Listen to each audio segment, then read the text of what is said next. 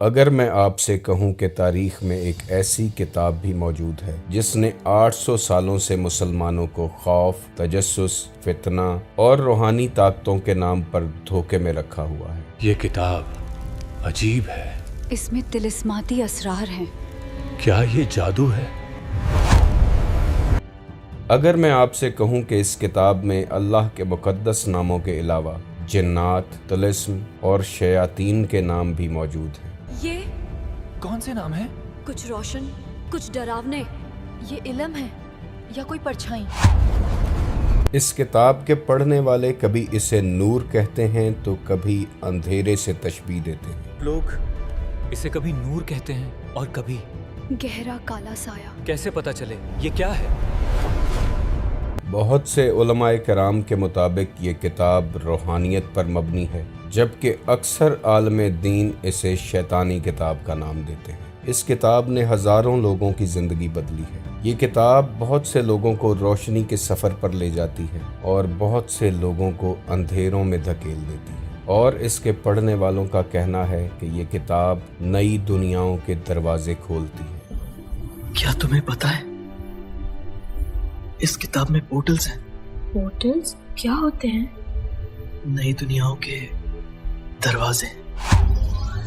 اس کتاب کا نام ہے شمس المعارف، اور آج کی اس ویڈیو میں ہم اسی کتاب کی حقیقت جاننے والے ہیں۔ میرا نام محمد عثمان ہے اور آپ دیکھ رہے ہیں علم الاسرار۔ اس پراسرار کتاب کی حقیقت کی طرف بڑھنے سے پہلے آپ سے گزارش ہے کہ ویڈیو کو لائک کیجئے گا، شیئر کیجئے گا اور چینل کو سبسکرائب کیجئے گا۔ آپ کی یہ سپورٹ ہمارا حوصلہ بڑھاتی ہے۔ ناظرین، اس کتاب کے پڑھنے والوں میں مختلف تجربات دیکھے گئے ہیں۔ کچھ لوگ اسے پڑھنے کے بعد روحانیت کی بلند و بالا منزلیں طے کرتے چلے گئے، اور وہیں کچھ لوگ اس کتاب کو پڑھنے کے بعد شیطانیت کی طرف راغب ہو گئے۔ کچھ لوگوں نے اسے پڑھا تو انہیں دن کی روشنی میں بھی جنات دکھائی دینے لگے، اور وہیں کچھ لوگ اسے پڑھ کے فرشتوں سے مدد حاصل کرنے میں کامیاب ہو گئے۔ کچھ لوگوں نے اسے پڑھا تو وہ طاقتور جنات کے نام پکارنے لگے۔ شمس معرف، افریت، افریت میری مدد کرو، افریت۔ اور وہیں کچھ لوگ اسے پڑھنے کے بعد اللہ کے مقدس اسماء حسنہ کی طرف مائل ہو گئے۔ اس کتاب میں تو وہ خزانہ ہے جو اللہ کے مقدس ناموں کے پیچھے چھپا ہے۔ یہ کتاب واقعی انسان کی دنیا بدل دیتی ہے، مگر کچھ لوگ غلط راستے پر چل پڑتے ہیں اور کچھ لوگ اسے پڑھنے کے بعد صراط مستقیم تک پہنچ جاتے ہیں۔ اس کتاب میں سیرت مستقیم کا راز چھپا ہے۔ سیرت مستقیم کیا ہے؟ وہ مقدس راستہ جس کی دعا ہم ہر نماز میں کرتے ہیں۔ ناظرین، یہاں پر ایک بات جاننا انتہائی ضروری ہے کہ اصل شمس المعارف صرف 40 صفحات پر مبنی تھی، جبکہ آج جو شمس المعارف آپ کے سامنے موجود ہے وہ 600 سے زیادہ صفحات پر مبنی ہے۔ اس کتاب کو لکھنے والے امام احمد بن علی البونی تھے، جن کے بارے میں یہ کہا جاتا ہے کہ وہ صوفی، درویش، متکلم، ایک عظیم ریاضی دان، ماہر جیومیٹری، ایک عظیم فلسفی، روحانیت کے عالم اور علم الحروف کی بنیاد رکھنے والوں میں سے تھے۔ امام احمد البونی کا پہلا بڑا کارنامہ یہ تھا کہ انہوں نے اسماء حسنہ کی فریکوینسی میپنگ بنائی، جسے آج کی سائنس کوانٹم فزکس اور ساؤنڈ ہیلنگ کے نام سے جانتی ہے، اور یہ کارنامہ امام احمد البونی نے 800 سال پہلے انجام دیا۔ یہ کتاب بسم اللہ کے اندر موجود عدد 19 کے کائناتی رازوں کو کھولتی ہے۔ عدد 19 کو قرآن پاک کا سگنیچر بھی کہا جاتا ہے۔ بابا جی، بسم اللہ کے بارے میں کچھ بتائیے۔ بسم اللہ کے اندر کائنات کا مقدس راج چھپا ہے۔ آج کی سائنس کہتی ہے کہ ڈی این اے میں 19 فریکٹل کوڈز موجود ہیں، ہیومن ہارٹ بیٹ میں 19 ہارمونک پیٹرنز موجود ہیں، اور سولر سسٹم کے اندر موجود آربیٹل ہارمونکس بھی 19 ہی ہیں۔ اس کتاب میں بسم اللہ کی عددی ویلیو پر جو کام کیا گیا ہے وہ قابل تعریف ہے۔ یہی بسم اللہ قرآن پاک کی 114 سورتوں کی گارڈین ہے۔ اس کے علاوہ آپ کا بڑا کارنامہ یہ تھا کہ آپ نے علم الحروف کو ڈیوائن جیومیٹری سے جوڑا، ایسی جیومیٹری جو اللہ کی بنائی ہوئی ہے۔ آپ نے حرف الف کو توحید کہا، حرف میم کو وجود کہا، حرف سین کو حرکت کہا اور حرف نون کو زمان و مکان یعنی ٹائم اور سپیس سے تشبیہ دی۔ اور آج کی موجودہ سائنس اس بات کو سمجھنے کی کوشش میں لگی ہے کہ آخر البونی نے یہ اتنا بڑا فارمولا 800 سال پہلے کیسے دیا۔ یہ کتاب کہتی ہے کہ کائنات کا پورا سٹرکچر 28 بیسک فریکوینسیز سے جڑا ہے، اور آپ جان کر حیران ہوں گے کہ عربی حروف تہجی میں ٹوٹل الفابیٹس بھی 28 ہی ہیں۔ اتنی بڑی کتاب کوئی 800 سال پہلے کیسے لکھ سکتا تھا، جب نہ کوئی سائنس تھی نہ ٹیکنالوجی؟ کہیں یہ جادو تو نہیں؟ یہ سب کچھ جادو نہیں ہے، کیونکہ امام احمد البونی میتھمیٹکس اور پیور میٹا فزکس کو جانتے تھے۔ مگر کہانی یہاں سے ایک نیا رخ لیتی ہے۔ ایک زمانہ تھا کہ جب علم اور جاہلیت کی جنگ شروع ہوئی۔ سن 1187 عیسوی میں صلاح الدین ایوبی بیت المقدس فتح کرتے ہیں۔ صلاح الدین ایوبی ہوں اور آج بیت المقدس کی فتح کا دن ہے۔ اور 1200 عیسوی میں اسلامی دنیا اپنے مکمل علمی عروج پر پہنچتی ہے۔ ہر جگہ فلسفہ، ریاضی، علم الکلام، تصوف، نجوم، طب اور کیمسٹری پر بحث چھڑ جاتی ہے۔ یہ وہ دور ہے کہ اسلام بڑے بڑے سائنٹسٹ، فزیشنز، بایولوجسٹ اور کلٹ سائنسز کے ماہرین پیدا کرتا ہے۔ جب مسلمان سائنس کے میدان میں اپنے گھوڑے دوڑا رہے تھے تو یہودی اس وقت قبالہ، جادو اور طلسم پر کام کر رہے تھے۔ پھر ایک دور آیا کہ انسان خود کو بہتر بنانے کی بجائے جنات اور فرشتوں کو مسخر کرنے میں مصروف ہو گیا، کیونکہ یہودیوں نے روحانیت کے نام پر جادو سکھانا شروع کر دیا۔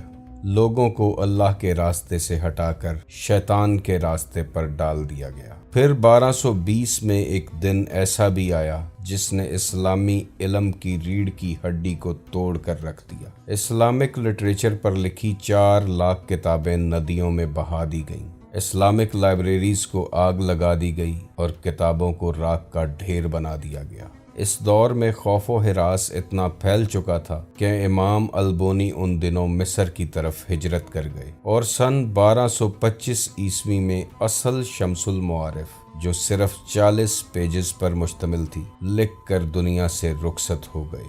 یہ 40 پیجز اسلامک اسپرچولزم اور روحانیت سے بھرے ہوئے تھے۔ جیسے ہی البونی دنیا سے رخصت ہوئے تو شیطان نے اپنا کام شروع کر دیا، اور اس کتاب میں جن بڑے چیپٹرز کو شامل کیا گیا وہ تھے 7 سیلز، بک آف تلسمنز، جنات سے معاہدے، قبرستانی عملیات، ایسے جادو جو محبوب کو قدموں میں لانے کے لیے کیے جاتے ہیں، اور سب سے خاص عفریت کو حاضر کرنے کے منتر۔ یہ عفریت جنات کی ایک خاص نسل ہے جسے حاضر کرنے کے بعد لوگ معاہدے کرتے ہیں اور اپنے کام کرواتے ہیں۔ جب یہ کتاب شیطانی ایڈیشن کے ساتھ منظر عام پر آئی تو بہت سے علماء کرام نے اس کتاب کو جلا دیا اور اسے غیر اسلامی قرار دے دیا گیا، کیونکہ اس کتاب سے اب شرک کی بدبو آنے لگی تھی۔ جہاں مسلمان اس کتاب کو رد کر رہے تھے، وہاں شیطان اس کے نئے سے نئے ورژنز بنا رہا تھا۔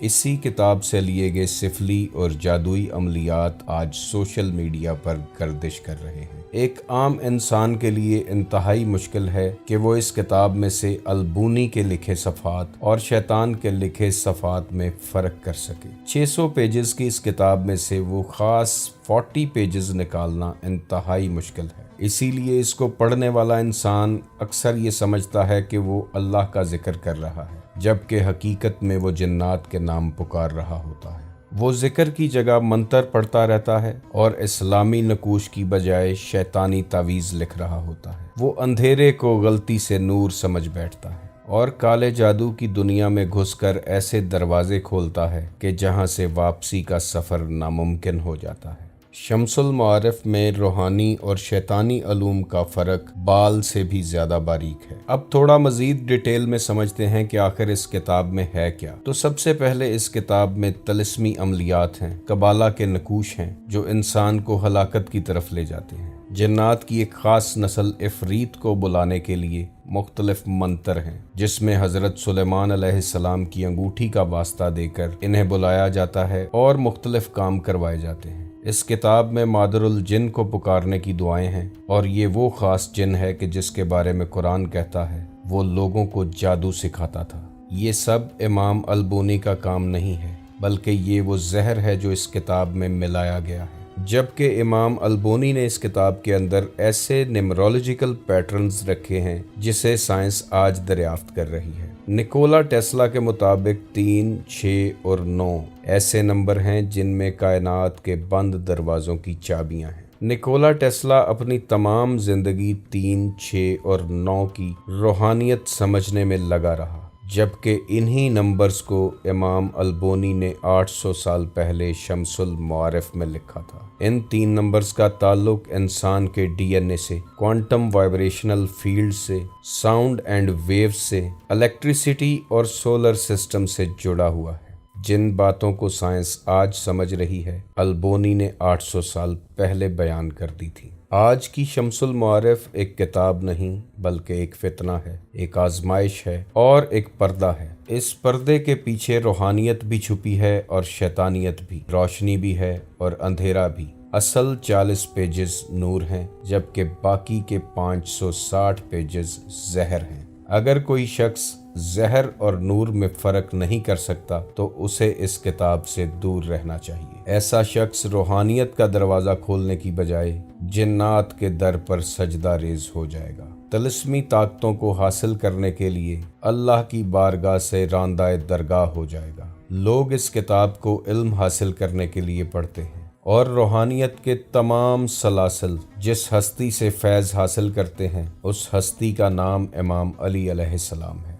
अगर आपका ताल्लुक़ रिसालत माब सल्लल्लाहु अलैहि वसल्लम और आपकी अहले बैत के साथ इंतहाई मजबूत है, तो फिर आप इस किताब में से 39 सफ़हात को निकालने में और समझने में कामयाब हो जाएंगे। लेकिन अगर आप इस किताब को सिर्फ ताकत और बरतरी हासिल करने के लिए पढ़ेंगे तो ये किताब आपको हलाकत की तरफ ले जाएगी। हर दौर का इंसान ताकत हासिल करना चाहता है और असल ताकत रूहानियत और नूर में है, और वो नूर आपको अल्लाह के ज़िक्र से मिलेगा। अल्लाह ताला से दुआ है कि वो आपको और मुझे अपने नूर की खैरात अता फरमाए। आप खुश रहें, आबाद रहें और रहमत खुदावंदी के साए में रहें। अल्लाह हाफ़िज़।